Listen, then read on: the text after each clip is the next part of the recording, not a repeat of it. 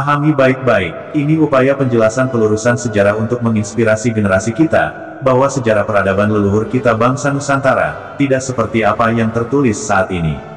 Sejarah adalah logika, bukan sejarah jika tidak logis, apalagi tidak ada fakta nyata yang mendukungnya, bukan sejarah jika tidak logis, maka sudah saatnya kita bangsa Indonesia berpikir ulang terhadap catatan sejarah yang selama ini ada. Penjelasan dalam video ini adalah kajian telah akademik, bukan dan tidak sedang menyebarkan suatu agama atau menistakannya. Belajar dari sejarah adalah mundur 2 langkah ke belakang untuk 1000 langkah lompat berada di depan. Kita tidak dapat lompat jauh ke depan jika sejarah kita hilang, ambigu atau rancu berkepanjangan. Awal kerancuan sejarah kita dimulai dan berawal dari, sudah terlanjur sepakatnya kita menghitung awal tahun Saka di prasasti dimulai pada tahun 78 Masehi. Ini penyebab hilangnya sejarah kita sebelum tahun 78 Masehi. Faktanya, sejarah dan peradaban kita sudah ada bahkan lebih maju dari semua yang ada tertulis dan terpublikasi dalam catatan sejarah saat ini. Dan hasil penelitian kajian akademik terbaru tentang awal tahun Saka didapat, bahwa awal tahun Saka adalah tahun 6123 sebelum Masehi, bukan tahun 78 Masehi. Juga situs-situs di Nusantara dibangun jauh sebelum Masehi. Borobudur tidak dibangun abad 8 Masehi, juga Prambanan dan Candi Muara Takus seluruh situs-situs di Nusantara, tidak dibangun di tahun Masehi tapi jauh sebelum Masehi. Ajarannya bukan berdasar Hindu atau Buddha yang terlahir di India. Tapi ajaran yang terekam tergambar di situs-situs atau candi itulah, ajaran asli leluhur bangsa Nusantara yang mendasari lahirnya Hindu Buddha Jaina di India. Ajaran asli Nusantara itu hingga kini masih tersimpan sempurna di Bali. Ini fakta hasil penelitian dan kajian akademik. Sekali lagi, fahami baik-baik, bahwa ajaran yang dianut leluhur bangsa Nusantara bukan animisme dinamisme menyembah batu atau pohon, bukan juga dari India. Peradaban Nusantara terdahulu sudah mengenal Tuhan yang satu, monoteis, bukan menyembah batu, pohon atau arwah yang disebut animisme dinamisme. Fahami sekali lagi, ajaran leluhur kita bukan animisme dinamisme atau dari India, tapi sudah berfaham pada adanya Tuhan yang satu dan tidak menyembah selain kepada Tuhan yang satu itu. Hyang Widi Tunggal, Ida Sang Hyang Widi Wase, Tunggal tidak tergambarkan atau terbayangkan. Acintya, temuan berdasar penelusuran penelitian dan pengkajian terhadap budaya dan sisa peninggalan sejarah, terbukti bahwa semua situs-situs atau candi di seluruh Nusantara, bukan berdasar ajaran dari India Hindu atau Buddha dan dibangun jauh sebelum tahun Masehi. Sejarah adalah logika, bukan sejarah jika tidak logis, apalagi tidak ada fakta nyata yang mendukungnya. Jika benar semua situs-situs atau candi di Nusantara berdasar pada ajaran Hindu atau Buddha yang terlahir di India. Pertanyaannya, kapan dan siapa yang membawa dua ajaran India itu ke Nusantara, datang dan masuk ke pelosok-pelosok Nusantara? Dalam sejarah, tidak ada tercatat nama dan kapannya, mereka pembawa ajaran Hindu-Buddha India di masa pra-Islam ke Nusantara. Bukan sejarah jika tidak logis, maka sudah saatnya kita bangsa Indonesia berpikir ulang terhadap catatan sejarah yang selama ini ada. Bahwa sejatinya ajaran asli leluhur Nusantara itu tergambar di seluruh situs-situs atau candi di Nusantara. Ajaran itu hingga kini tersimpan di Bali. Simak baik-baik dan fahami dengan benar bahwa ajaran asli bangsa Nusantara bukan berasal dari India, tetapi sejatinya ajaran yang terlahir di India Hindu Buddha Jaina itu berasal dari Nusantara Indonesia terdahulu. Di channel ini kita sudah, dan akan ungkap apa siapa leluhur kita, apa yang dianutnya dan ajarannya yang tergambar di Candi Muara Takus, Borobudur dan Prambanan juga tentang Bali. Ini diantara catatan sejarah tentang Candi Muara Takus yang diteliti dan disimpulkan oleh peneliti asing. Kita akan dapati hasil penelitian mereka tentang Candi Muara Takus yang tidak jelas dan tegas menganggap Candi Muara Takus berdasar Hindu atau Buddha. Penelitian oleh Con de Groot 1858 terhadap situs Muara Takus, ia melaporkan pada tahun 1859 dan menuliskannya dalam jurnal tahun 1860. Beliau meneliti situs kemudian menyimpulkan tanpa melabel ini Hindu atau Buddha. Penelitian Gedurit van Bieshole 1879. Tulisannya berjudul, Beskriving van de Hindu Oudheden te Muara Takus, 13 kota Kampar, Bieshole. Peneliti asing ini berkesimpulan dan melabel candi ini berdasar Hindu. Penelitian Groeneveld, pada tahun 1879 sampai tahun 1880, tidak menyebut situs Muara Takus berdasar atau menyimpulkan candi ini Hindu atau Buddha. Penelitian Verbeek dan Van Delden, 1881, dengan tulisan The Hindu Ruinen Beach Muara Takus and the Kampar Rivière, melabeling, dan menyimpulkan candi ini Hindu. Penelitian Ichserman tahun 1889 sampai tahun 1893, melakukan penelitian yang dituangkan dalam tulisan Beskriving van de Boeddhistische Bolwerken te Muara Takus Padang, menyebut atau melabeling, ini Buddha. Penelitian Krong 1923 menulis tentang Muara Takus pada tahun itu berjudul Hindu Javan Sekunds, melabeling, Muara Takus ini Hindu. Penelitian Moens di tahun 1924 dalam tulisannya, Het Boeddhisme op Java en Sumatra in Sin Laatste Bloei Period, berkesimpulan, Muara Takus ini Buddha. Penelitian Bos 1925, 1930, 1946, Bos Muara Takus dilabeling, ini Hindu. Penelitian Snitger April tahun 1935, Snitger menulis dan di labeling, Muara Takus ini Hindu. Penelitian E.J.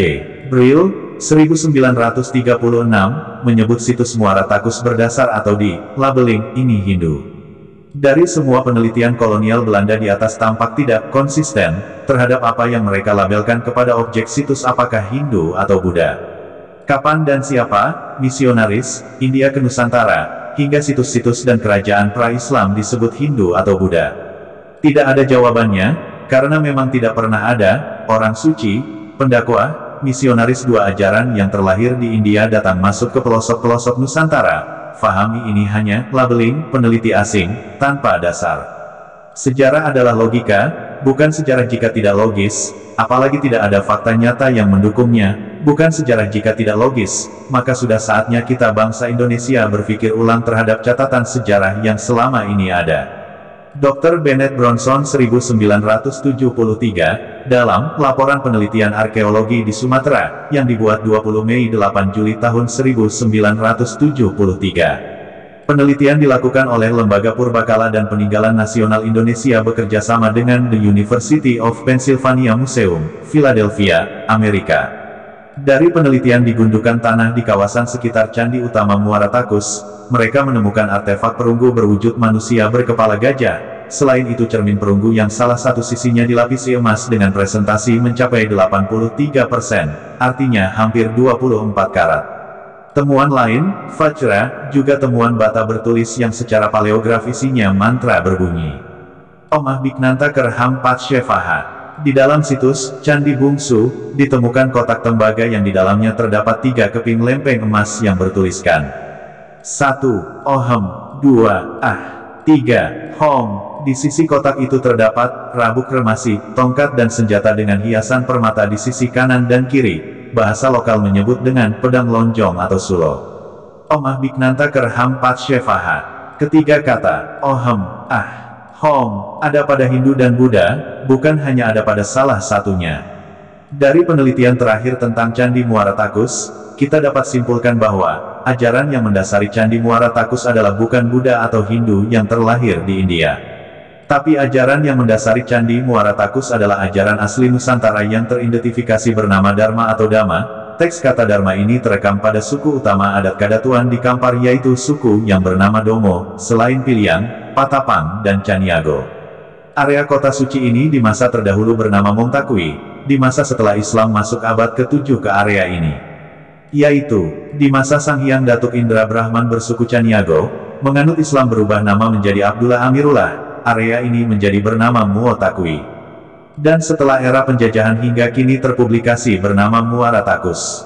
Fahami, Candi Muara Takus bukan candi Hindu atau Buddha. Candi ini dibangun dan dirawat oleh leluhur para datuk terdahulu hingga datuk sampai saat ini yang bergelar Niniok Datuok Rajo Dubalai. Perawatan terdahulu pernah dilakukan antara lain tercatat. Candi Tuo adalah candi awal dari bangunan yang ada di area percandian Muara Takus. Inilah yang disebut The Grot sebagai kota candi. Candi Tuo, bentuk yang ada terlihat sekarang adalah bentuk setelah 5 kali penambahan bata merah dari 5 generasi yang merawatnya. Candi Tuo tidak berbentuk seperti saat ini tapi ketinggiannya sama, dilapisi bata merah pertama kali pada tahun 1300 SM di masa Sefarnakerta atau Pamandari, Sefarnatvipa. Candi Tuo, pada tahun 900–800 SM di masa Sang Hyang Datuoksavarna, dilapisi bata merah kedua. Candi Tuo, di masa Suvarnadvipa Dharmakirti, 610 SM 520 SM dengan ketinggian tetap, bagian atas atau kepala stupa saja yang diselimuti bata merah.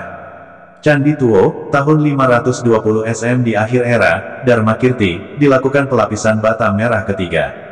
Candi Tuo, tahun 458 Masehi, dilakukan pelapisan bata merah keempat, di era nama Srivijaya, disebut-sebut dan dikenal oleh pihak luar Kadatuan dan dunia. Candi Tuo, tahun 640 Masehi, dilakukan pelapisan bata merah kelima, pembalutan ini dari podium lantai 2 sampai dengan 14 meter ke dalam tanah. Pada tahun 1025 Masehi, Rajendra Chola dari Tamil Nadu di India, melancarkan serangan ingin merebut kota suci ini, membantai 17 utusan para Datuok, membakar dan menimbun jenazah di atas pelatar berlantai bata merah, Candi Tuo. Kini masih terlihat berupa gundukan tanah. Salah kaprahnya, gundukan tanah ini, disalah tafsirkan sebagai tempat kremasi. Pemugaran Candi Tuo, tahun 1984 Masehi, berhasil mempertahankan keaslian bata merah 40% dominan ada di bagian sudut bawah dengan ciri ditumbuhi lumut. Fahami sekali lagi, Candi Muara Takus bukan dan tidak berdasar pada salah satu dari dua ajaran yang terlahir di India, Hindu atau Buddha. Tapi Candi Muara Takus adalah berdasar pada ajaran asli leluhur bangsa Nusantara yang monoteis, bernama Dharma atau Dhamma. Ajaran leluhur kita ini Dharma, yang dibawa leluhur kita kaum Saka pada tahun 3000 sebelum Masehi, sampai ke tanah India, kemudian menulis Weda di sana 1500 sebelum Masehi. Penafsiran Weda secara bebas di India, menjadikan terlahirnya ajaran Buddha oleh Siddhartha Gautama dan Jaina oleh tokohnya yang bernama Mahavira pada abad 5 sebelum Masehi, dan kemudian abad ke-18 Masehi menjadikan ajaran Hindu, yang baru secara formil ada, Hindu ditambah Akhiranisme pada 1830 di era kolonialisme Inggris di India. Cermati fakta sejarah ini, bahwa, candi ini sudah ada jauh sebelum Hindu-Buddha terlahir di India. Yaitu saat Candi Tuo dilakukan pelapisan bata merah pertama kali pada tahun 1300 SM di masa Savarnakerta, atau Pamandari, Savarnadvipa. Area Candi Muara Takus adalah pusat pembelajaran Dharma di masa terdahulu. Inilah lokasi tempat beradanya universitas tertua dunia yang bernama Dharmapala. Sedangkan di luar Nusantara yaitu India, adalah cabang pembelajaran Dharma yaitu di Bihar India bernama Nalada. Di Nalada pada stupanya terdapat teks tertulis Sariputra. Sariputra adalah putra Nusantara, terlahir di area sekitar Muara Takus di desa Panisan bersuku Piliang dari ibu bernama Sari dan ayahnya Madara. Inilah kota suci ajaran Dharma, tempat belajarnya pelajar dari Tibet bernama Atisa di Pangkara yang disebut Istana Payung Perak. Setelah belajar di tempat ini Atisa pulang ke negerinya pada saat Rajendra Chola menyerang dan ingin menguasai kota suci ini. Kerajaan Chola tidak menyerang Palembang, inilah alasan kenapa Chola penerus kerajaan Asoka menyerang dan ingin menguasai kota suci yang landmarknya Candi Muara Takus. Di area inilah pelajar Tiongkok lainnya belajar mencatat ajaran leluhur kita yang bernama Dharma. Di Nusantara pada abad 4 Masehi sampai dengan 7 Masehi, tidak tercatat misionaris India datang ke Nusantara. Peziarah Tiongkok yang datang ke Nusantara adalah untuk belajar dan mencatat ajaran dharmik original yang telah ada lama di Nusantara, bukan membawa ajaran Buddha dari negerinya disebarkan ke Nusantara. Palembang bukan pusat ajaran Buddhis terdahulu, seperti catatan sejarah saat ini tulis dan terpublikasikan.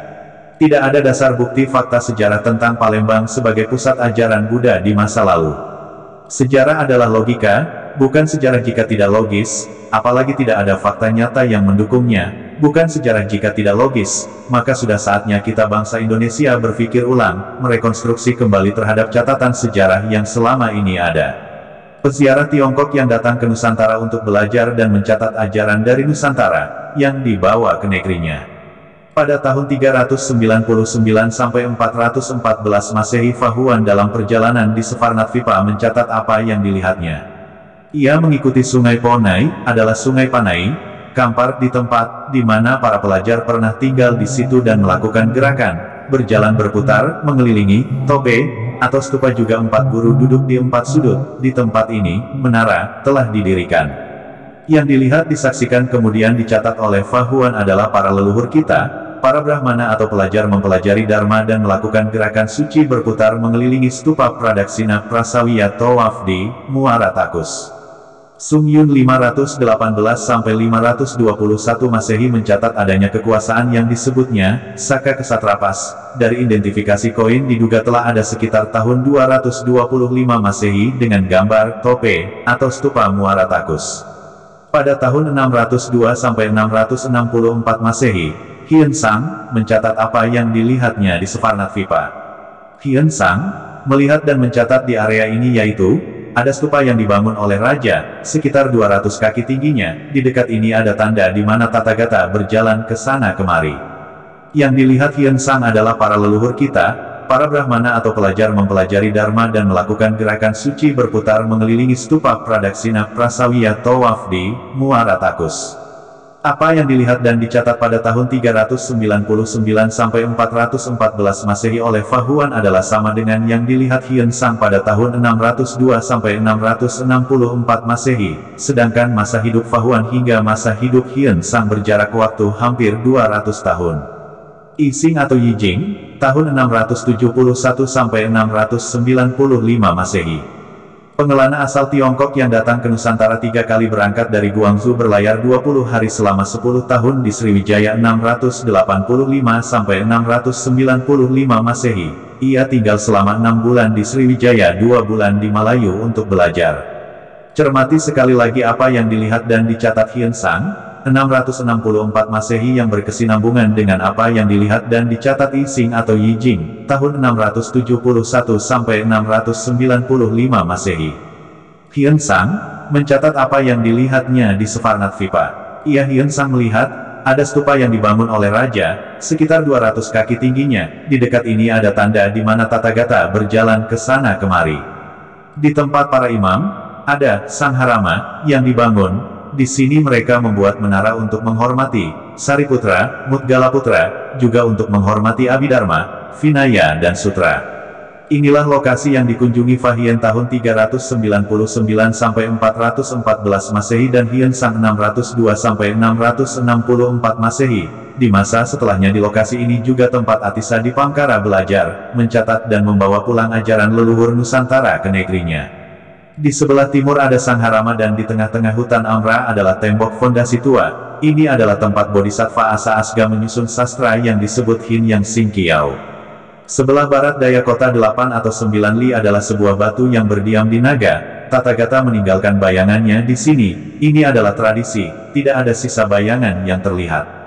Di sampingnya ada stupa yang dibangun oleh raja, sekitar 200 kaki tingginya. Di dekat ini adalah tanda di mana Tathagata berjalan ke sana kemari, dan juga stupa para murid yang menderita penyakit. Dengan berdoa di sini kebanyakan disembuhkan. Hukum Sakaya menjadi punah. Ini akan menjadi wilayah terakhir di mana ia akan bertahan. Oleh karena itu dari yang tertinggi ke yang terendah semua yang memasuki perbatasan wilayah ini sangat terharu bahkan sampai menangis sebelum mereka kembali. Catatan yang ditulis selanjutnya, di sebelah timur laut tempat tinggal naga adalah hutan yang luas. Setelah melewati sekitar 700 li, kami menyeberangi sungai dan menuju ke utara. Kami tiba di kota Kiasipu Lokasapura. Kota ini luasnya 10 li, penghuninya kaya dan bahagia. Di sisi kota adalah Sangharama tua, yang ada dinding pondasinya saja. Disinilah Dharmapala Bodhisattva membantah argumen para bidat. Perhatikan kalimat tertulis, di sisi kota ada Sangharama tua, yang ada dinding pondasinya saja. Inilah yang dilihat Ising abad 7 Masehi setelahnya, yaitu bangunan besar tempat pembelajaran Dharma atau universitas tertua dunia yang bercabang di Bihar India bernama Nalada. Tulisan catatan Tiongkok selanjutnya, di tempat para imam, ada Sangharama yang dibangun. Di sini mereka membuat menara untuk menghormati Sariputra, Mudgalaputra, juga untuk menghormati Abhidharma, Vinaya dan Sutra.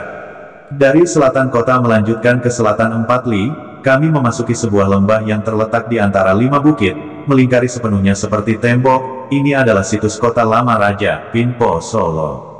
Yang dicatat ditulis Fa Hien tahun 399-414 Masehi tentang Pinpo Solo adalah Bimbisara atau Benares adalah Bukit Ombun Sijangkang, area yang kini terdapat Candi Muara Takus, sebuah lembah yang terletak di antara 5 bukit, melingkari sepenuhnya seperti tembok.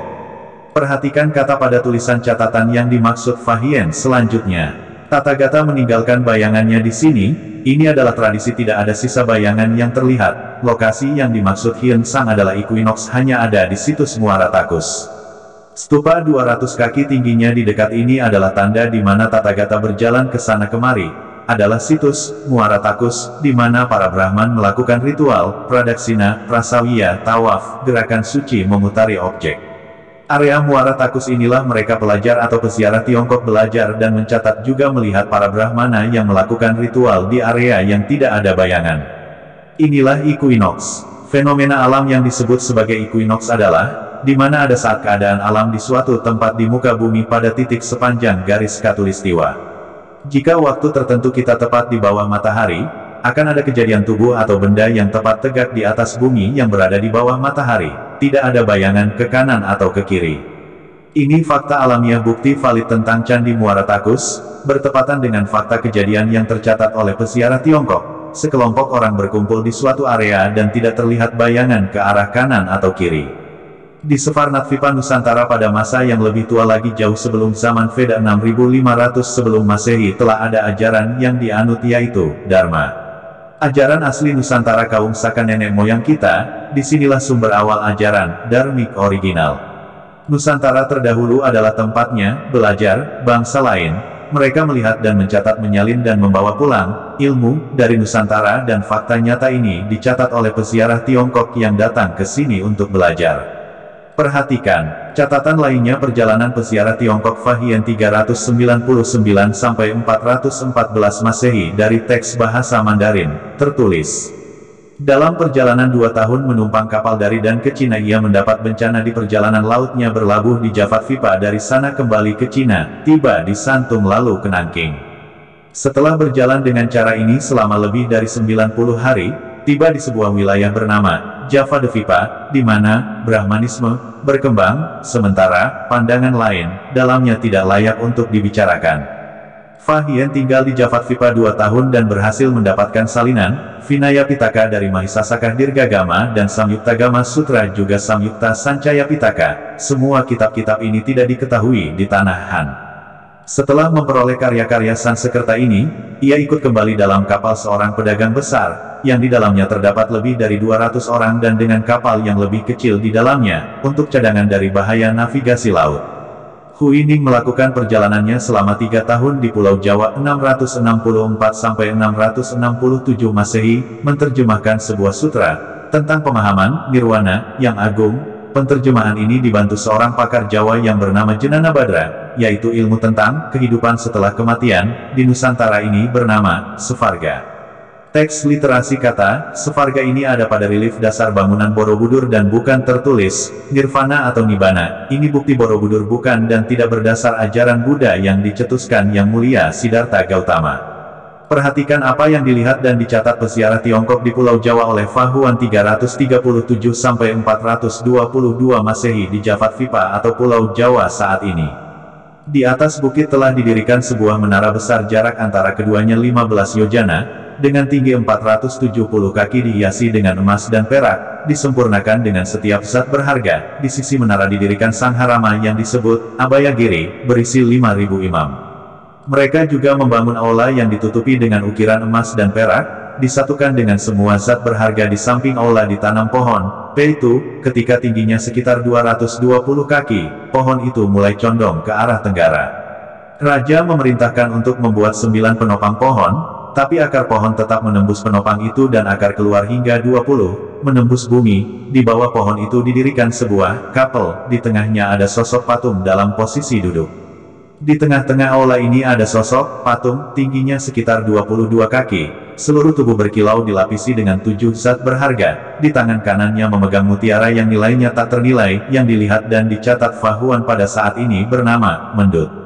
Lebih jauh lagi di dalam ibu kota kerajaan didirikan kapel dengan konstruksi luar biasa, di mana ke-7 zat berharga telah digunakan. Raja menyucikan dirinya sesuai dengan aturan Brahmanis yang ketat. Orang-orang di dalam kota juga menghormati bangunan ini, melakukan ritual kepercayaan yang telah lama ada, yang disebut kapel oleh Fahuan saat ini bernama Borobudur.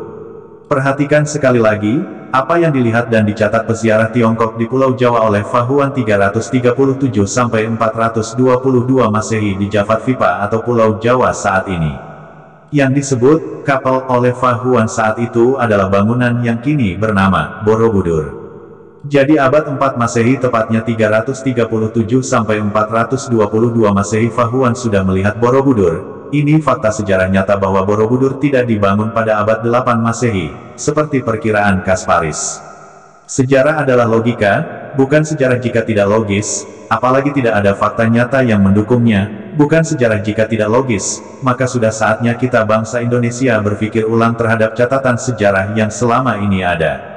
Awal tahun Saka adalah 6123 sebelum Masehi. Pada tahun 5391 sebelum Masehi, mulai dibangunnya bangunan megah, bernama Fuana Cakapala di Java, kini terpublikasi bernama Borobudur. Kemudian setelahnya pada 5082 sebelum Masehi dibangun Candi Megah dengan 3 induk bangunan utama di lokasi dekatnya bernama Paranata, kini terpublikasi bernama Prambanan. Fahami dengan baik-baik, candi ini Prambanan bukan candi Hindu. Semua yang tampil di candi ini adalah ajaran asli Nusantara Dharma, yang dibawa kaum Saka menjadi cikal bakal terlahirnya ajaran Hindu di India. Hindu di India secara formil ada dengan tambahan isme baru ada tahun 1830 di era kolonialis Inggris di sana. Sedangkan candi ini sudah ada 5082 sebelum Masehi, jauh sebelum secara formal terlahir Hindu yang mendapat dengan tambahan isme tahun 1830. Paranata, kini terpublikasi menjadi Prambanan. Paranata mempunyai arti, menata ulang. Menata sesuai dengan bentuk dasar ajaran, matahari, sebagai sumber cahaya. Bukan menyembah matahari, dengan filosofi 5 warna cahaya utama atau pancawarna. Fahami ini ajaran asli Nusantara bukan Hindu India. Yaitu, cahaya putih di timur disebut Purwa, tempat Hyang Iswara. Cahaya merah di selatan disebut Daksina, tempat Hyang Brahma. Cahaya kuning di barat disebut Pasima, tempat Hyang Mahadewa. Cahaya hitam di utara disebut Utara, tempat Hyang Wisnu.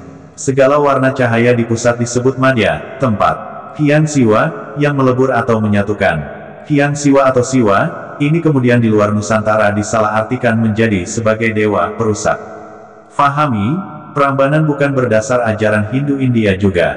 Borobudur tidak berdasar pada ajaran Mahayana Buddha. Mahayana, di Indonesia terpublikasi, ada, setelah 1955, ketika Asin Jinarakkhita kembali ke Indonesia dan juga saat negara mengizinkan upacara Waisak Nasional di Borobudur. Mulai saat inilah Borobudur terpublikasi dianggap berdasar ajaran Buddha, sejak tahun 1955. Di relief dasar yang tertutup, terdapat relief tertulis 12 teks literasi kata Sevarga, bukan Nirwana. Dan patung sosok manusia duduk bersila itu bukan patung Siddhartha Gautama, itu adalah bentuk kontemplasi ajaran leluhur Nusantara Topobroto. Cakya atau Saka literasi kata ini terekam sempurna di Borobudur, dengan kata Mahecakya. Dan nama ajarannya Dharma, tertulis di relief dasar yang tertutup dengan teks kata Kusala Dharma Bhajana dan Vinaya Dharma Kaya Cita. Sejarah adalah logika, bukan sejarah jika tidak logis, apalagi tidak ada fakta nyata yang mendukungnya. Bukan sejarah jika tidak logis, maka sudah saatnya kita bangsa Indonesia berpikir ulang merekonstruksi kembali, merevisi catatan sejarah yang selama ini ada. Bahwa, sejatinya kitalah yang mewarnai India. By Santosaba.